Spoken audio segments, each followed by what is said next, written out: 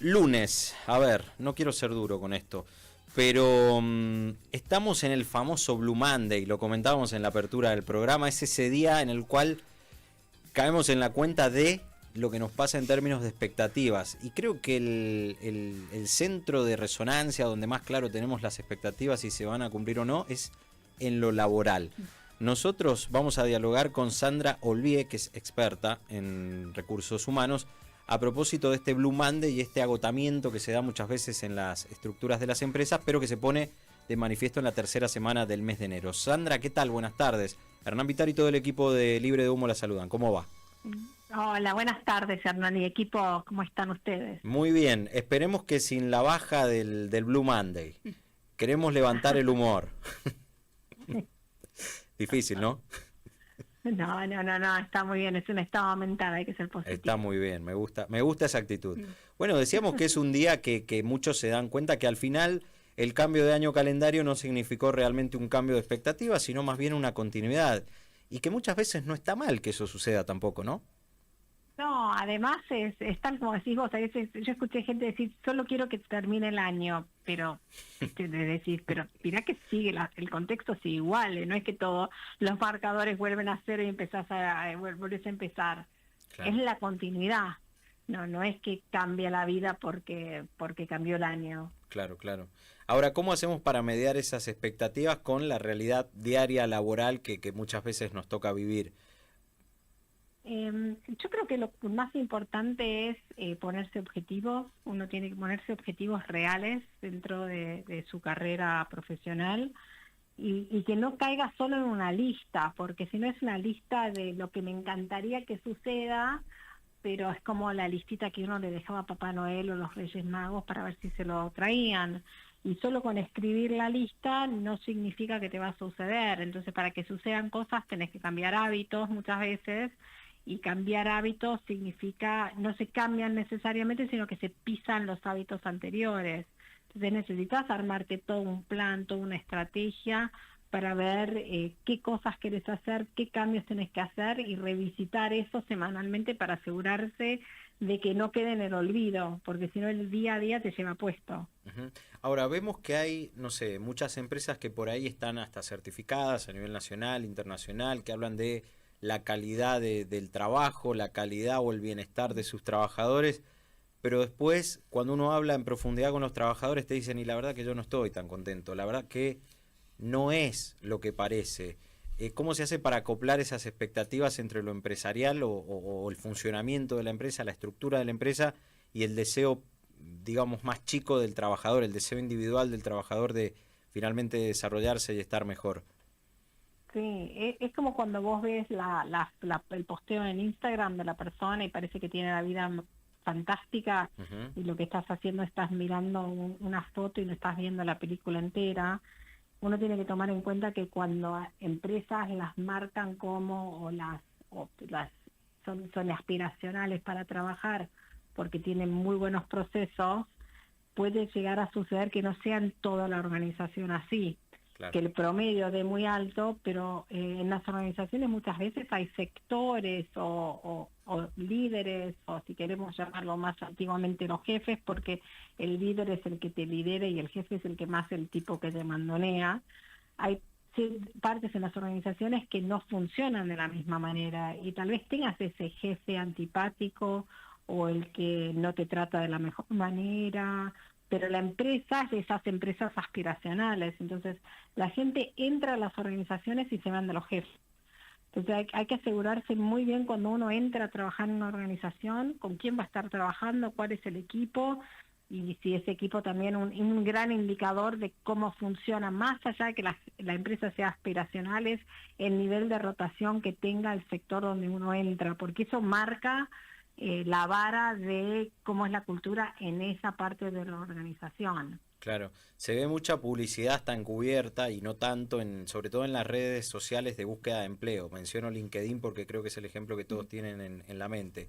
Esto de ver las famosas fotos de inducción o manuales de inducción a donde ves a un empleado recién contratado contento porque le dieron el termito, la mochila, la notebook y está en su casa haciendo home office, pero claro, después cuando viene la hora de las tareas se frustra a los 2 segundos y medio, ¿no?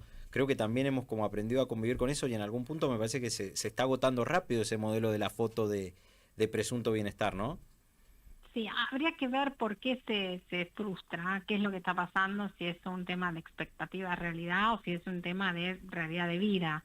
Las generaciones más jóvenes son como menos tolerantes a la frustración y tal vez no quieren, uno la remaba un poquito más en dulce de leche hace años y hoy en día el modelo mental, el propósito de los chicos más jóvenes puede llegar a ser que quieran que suceden las cosas, por ejemplo, que sucedan más rápido de lo que están pasando dentro de la organización, que la cultura sea de una manera que no es. Entonces, poder leer el contexto, entender qué está sucediendo y entender cuáles son las realidades realmente laborales también es importante, porque por ahí la empresa te da el termo, te da la mochila y la verdad que todo es fantástico, pero vos esperabas otra cosa. Entonces, cuando uno ingresa a una organización, está bueno también hacer las preguntas correctas.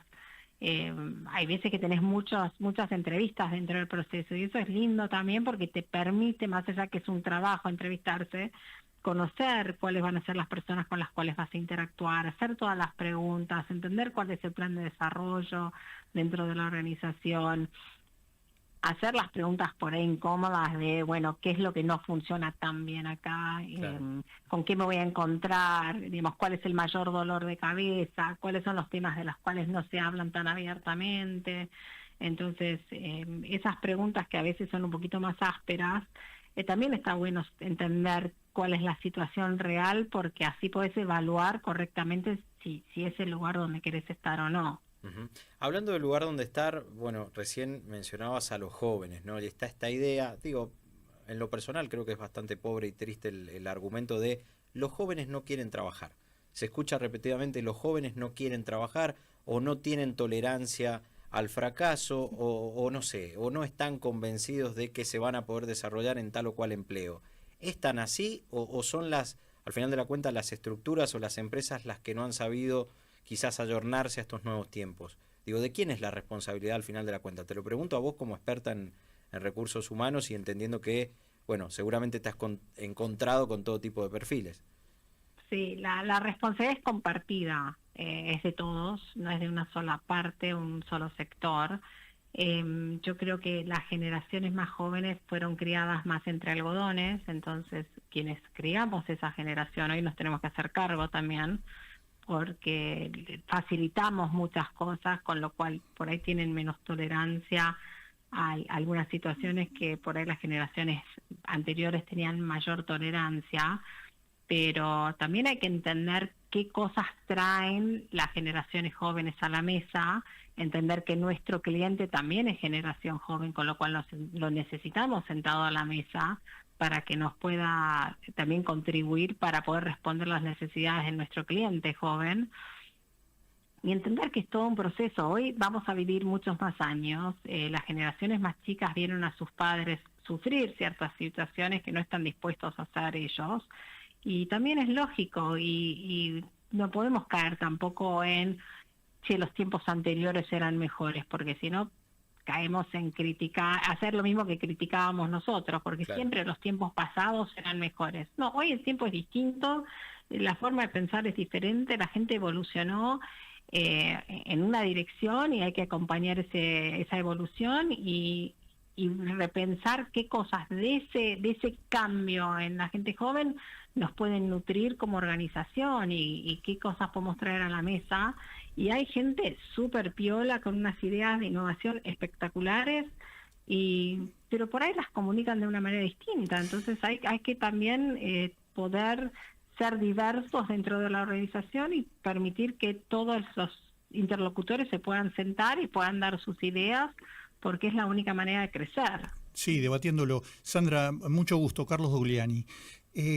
A mí me interesa más el desarrollo personal, porque en algún momento, también dicho por sus palabras, nosotros teníamos otras aspiraciones, entrábamos en un trabajo, veíamos trabajar muy bien al jefe y soñábamos que podíamos llegar a ser un jefe como él, veíamos que había una perspectiva de trabajo, que había, yo qué sé, aumentos de sueldo después de determinado tiempo, es decir, había como una aspiración a que dentro de esa empresa podíamos tener una carrera, así se llamaba.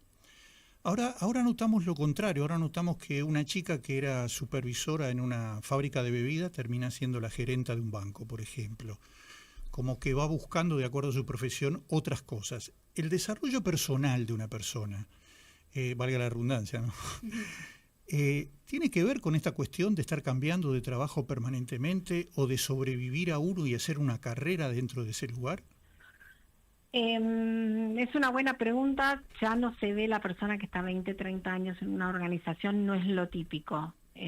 Cuando una persona se queda 20 años en una empresa es por lo bueno y por lo malo, digamos, es porque se pudo desarrollar, creció muchísimo, llegó a un nivel por ahí de dirección dentro de la organización, con todo lo bueno que eso trae y todo lo que puso en la mesa. Ahora, no es típico hoy en día que una persona entre a una organización y se quiera quedar los 20 años. Yo conozco empresas que me llaman y me dicen, mira, nosotros antes éramos aspiracionales, la gente moría por entrar acá y ahora nos cuesta muchísimo atraer personas y que se queden. Y esa es la nueva realidad. Muchas organizaciones cortaron personal, rotaron, cerraron puestos de trabajo. Y otras generaciones sufrieron eso, y las generaciones más jóvenes hoy buscan su desarrollo personal, y si es en un lugar nuevo, es en un lugar nuevo. Ahora, una cosa es decir, bueno, me quedo 2, 3, 4, 5 años en una empresa, cambio, busco un crecimiento y que el crecimiento sea lineal y que tenga sentido, a que uno haga saltos espásticos de un lado al otro que no tengan sentido, porque cuando vos lees un currículum de una persona que cambia demasiado seguido, decís, che, no tolera nada, claro. No tiene una continuidad y no tiene sentido. Los cambios laborales tienen que tener sentido. Ahora, tenés que poder explicarlo. Si me llamaron era por un crecimiento. Si empecé en una empresa constructora y terminé en un banco, bueno, poder trazar cómo fueron esos hitos de carrera, por lo cual te llevaron de la empresa constructora al banco, qué aprendiste en el medio. En todos los lugares que estás tenés que poder aprender cosas nuevas. Sí, claro, sacar Este es algo. un año, este es 20. Supongo que usted trabaja mucho con liderazgo, y ahora me paso para el otro lado, para la empresa. La empresa toma un empleado que tiene obviamente un buen currículum, y evidentemente le va explicando cosas, lo va poniendo en una sección, le va dando armas para que se maneje. Si tiene aptitudes se convertirá en un líder probablemente, y a la empresa siempre ese tipo de cosas le favorece, supongo.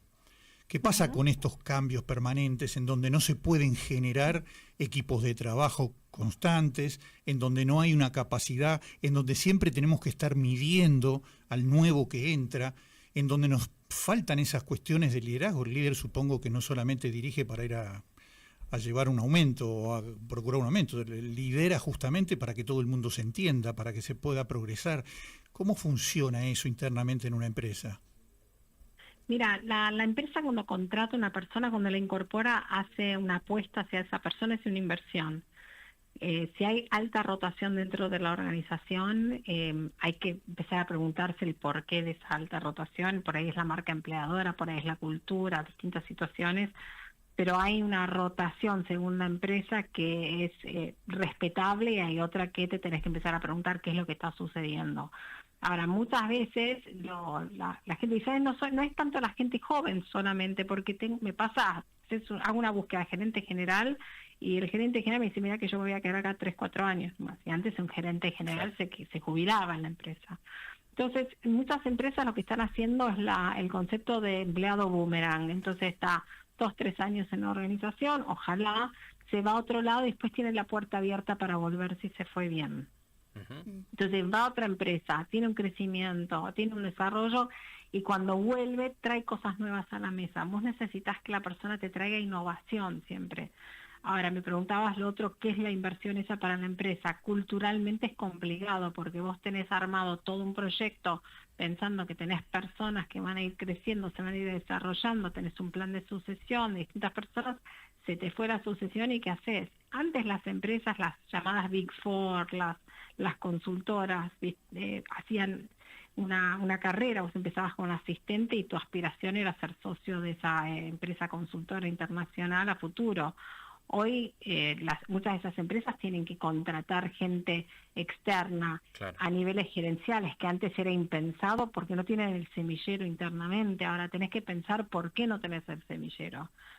Bien. Puede ser tema de paga, puede ser desarrollo, puede ser cultura, puede ser incentivos a la gente, pero de la parte, el incentivo emocional, el contrato emocional que tenga la gente con la organización. Uh-huh. Hoy tenés muchísimos ejes para considerar. Además que estás abierto al mundo. Una persona que está sentada híbridamente en su casa puede trabajar para cualquier país del mundo si habla varios idiomas.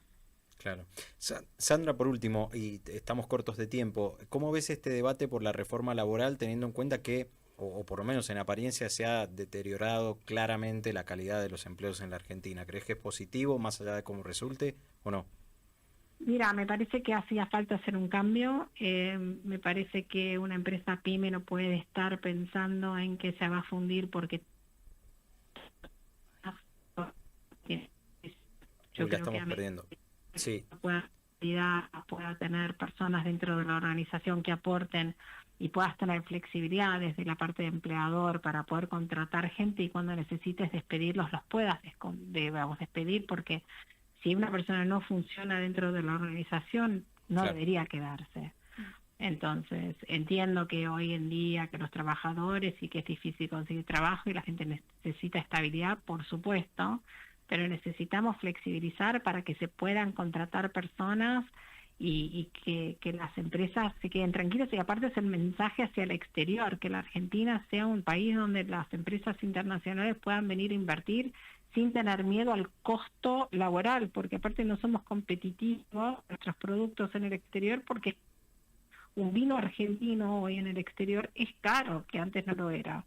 Entonces, mucho que ver con asociado. Sé que es un gran debate. Sí, claro. Y yo espero que realmente se pueda hacer una reforma que pueda responder a todas las partes, ¿no? Que aparte de las personas que puedan conseguir trabajo. Hoy es difícil conseguir un trabajo estable en blanco en una empresa pyme por todas las contingencias que pueda tener la pyme, pero también la contingencia de tener a alguien en negro es una contingencia. Sí, claro. La contingencia que tuve la menos. Exacto. Sandra, muchas gracias por este contacto con MDZ Radio. Bueno, muchas gracias a ustedes, que tengan muy lindo día. Igualmente, muchas gracias. Escuchaban a Sandra Olvié, experta en recursos humanos. Bueno, sobre el final se metió el tema de la reforma laboral que se viene en el Congreso, pero claro, en el medio está este famoso Blue Monday, el cambio de expectativas o el realismo, que no es mágico, es saber que tu trabajo va a continuar igual, que tus expectativas se van a tener que moderar y es sobrevivir o adaptarse.